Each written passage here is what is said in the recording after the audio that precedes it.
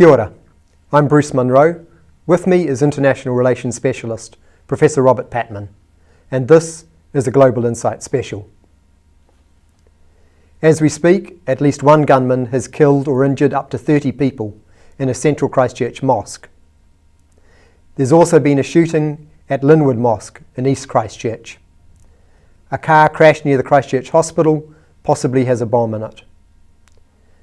One gunman is in custody. It's believed at least one more gunman might still be on the loose. There are suggestions that one of the gunmen is an Australian with Dunedin connections.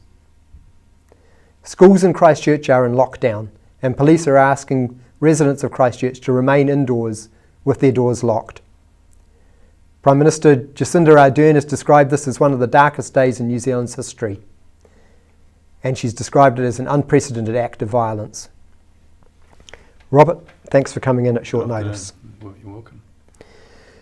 This sort of thing happens in France or the United Kingdom, not here. How are we to understand it? Well, to this point, it hasn't happened here, and this is a dreadful, shocking act of terrorism, which many of us wouldn't expect to happen here. But I think it is a stark reminder that the world is interconnected, and that we're not immune from this trend of terrorism, violence that we've seen elsewhere in the world. Are there known groups in New Zealand who are capable of this? It's very difficult to say precisely. We know, the intelligence people in this country know that 5 to 10 New Zealanders participated in the Syrian civil war for ISIS, a terrorist organisation, a transnational terrorist organisation. But it's very difficult because the events are literally unfolding to not say more than that. All we can say is that people associated with this country, in fact citizens of this country, have been known to associate with terrorist causes.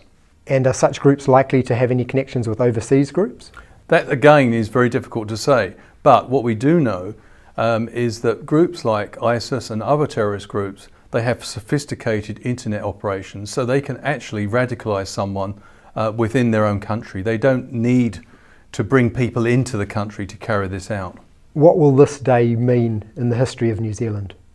Well, it's as the Prime Minister said, it's a day of unprecedented violence and deeply shocking to what we consider to be the Kiwi way of life, which is tolerance and respect for others.